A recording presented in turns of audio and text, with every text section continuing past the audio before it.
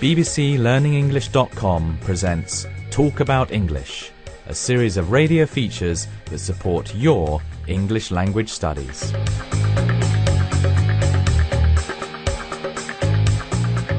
It's time for Academic Listening, a series for students at English-speaking universities.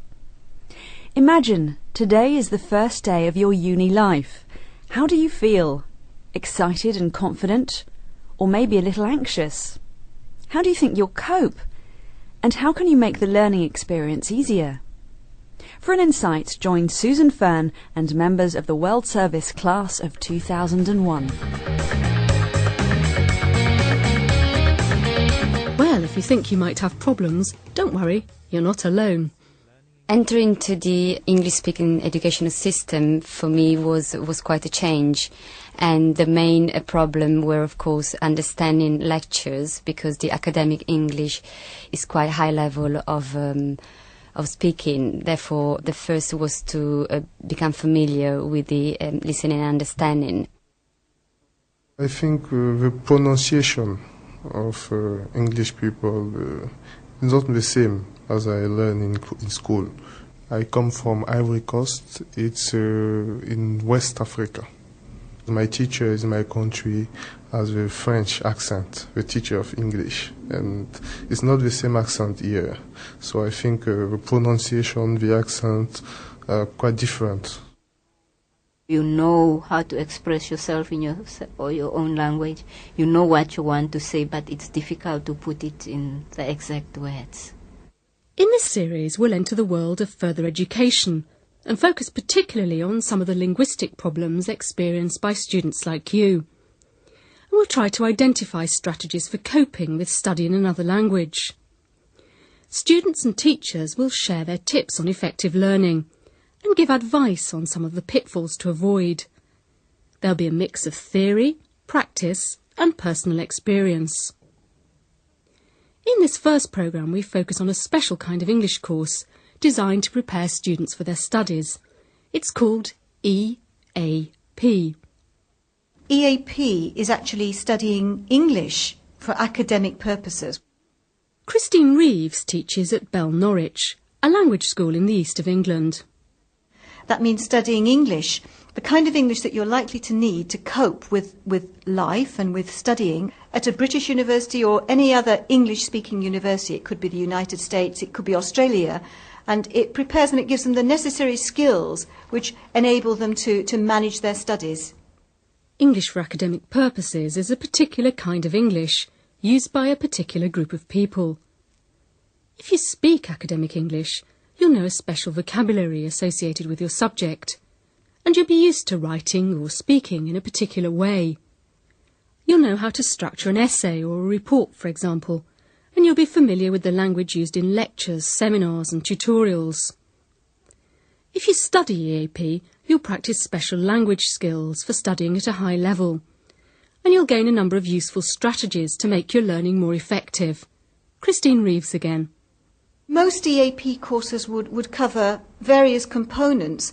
For example, here at Bell, the components that we would always cover would be study skills. The students would also do quite a heavy component of writing. There would be a lecture, a weekly lecture, to help them practice their various skills. And there would normally be a component of social English, just to make sure that they can manage different situations, for example, at the bank and that kind of thing. An EAP course introduces you to the special language associated with the academic world, common words, expressions and particular structures. It provides a range of advanced study skills. A good EAP course will give you training in general English as well. During your university course, you'll lead a double life: on duty, as a student, grappling with academic ideas in academic English, and off-duty in everyday situations using less formal English. It's not unusual to have problems in both areas. I would like to be more fluent with my speaking, because I've got the ideas in my mind, but I don't have the enough language to transmit my ideas. That's my problem. In the case of English language, there are many kind of accents. And when you learn the language in your country, you only learn the English prepared for learning English. That is a more careful accent, then it's not very fast. And when you come here, honestly, sometimes I cannot understand anything. Some people speak very fast. Some people speak with not care, stressing well the words that they say. So sometimes it's very difficult to follow them. Initially, the problems they face are probably of an academic nature. For example, they go to lectures and they find that they can't understand or they can't take notes very quickly. They have quite a lot of reading to do and don't know how to cope with it. On top of that, it could be their first experience of living in a foreign country, and so they're unfamiliar with some of the systems that we have here, like registering with a doctor, and then just basically making friends. They could feel incredibly lonely and isolated. These are the kind of problems that they will face when they first start university. Simon Williams teaches EAP in the Language Centre at University College London. He believes that difficulties experienced by language learners in lectures and other academic situations occur chiefly because they just don't have enough mental energy. The sort of problems that non-native speakers might have are summed up in one word, and that's overload. The listener is paying so much attention to decoding words that they recognise and phrases that they recognise. It's almost like trying to do a word-by-word translation. You can't translate in that way. You have to get a global picture as well as looking at individual items. The student pays so much attention to the language that they miss out on the content. They're looking at the vehicle rather than what the vehicle contains. As well as coping with new vocabulary and lecturers who speak quickly and with unfamiliar accents, you may find it very difficult to listen out for the main points of a lecture and take notes at the same time. So what can you do? Get hold of some texts, perhaps over the internet or through a library or through perhaps journals or magazines that might be available in newsagents or through friends, and then study recurring specialist words in those texts, but also look at the kind of structures, the kind of organisation that's used, because different subjects typically use different sorts of organisations or genres to put things together. Preparation is the key. Be prepared. According to Simon Williams, students can make their academic life much easier by getting to know specialist vocabulary in advance. And Simon Williams advises students to obtain an English dictionary, and maybe a subject dictionary, of medicine, of law, of linguistics.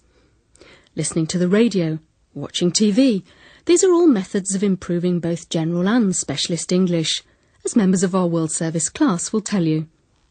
I'm a computer engineer, so I always use internet, and most of the websites are in English. So I think internet is a very good way to improve your English, especially reading skill and vocabulary. I usually watch TV programs in English, so it helped me with listening, and sometimes when I watch TV, I prefer to use subtitles in English too, so you can practice together listening and reading. Try to read books related with your subject, first of all. Even materials that you already know in your language. Because some people can say, oh, that book, I know it, but I read it in Spanish 3 times.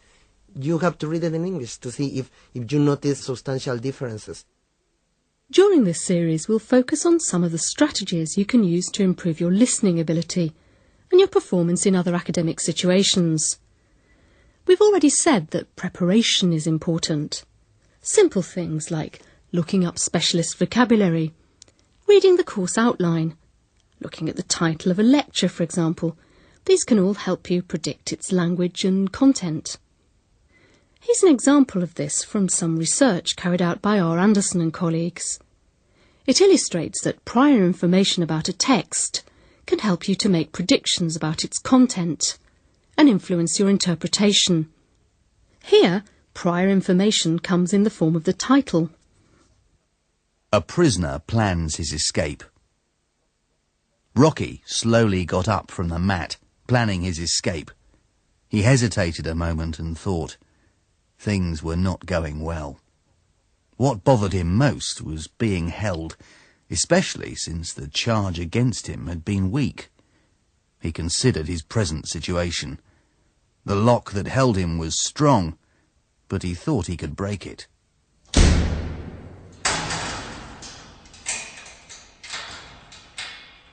Now here's that story again.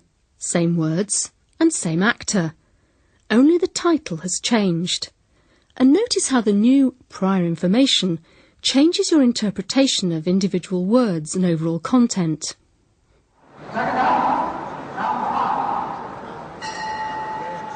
A wrestler in a tight corner. Rocky slowly got up from the mat, planning his escape.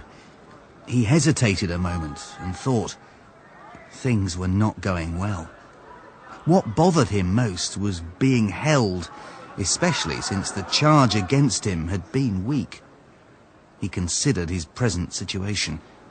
The lock that held him was strong, but he thought he could break it.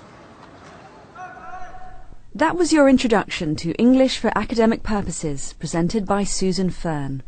At the beginning of the programme, Susan invited you to reflect on some of the problems that EAP students experience and asked you to think about how they might cope. I wonder how accurate your predictions were. Next time you listen to some English, whether it's a radio programme or a university lecture, listen out for clues about what's coming next and see if it helps. That was Talk About English from bbclearningenglish.com.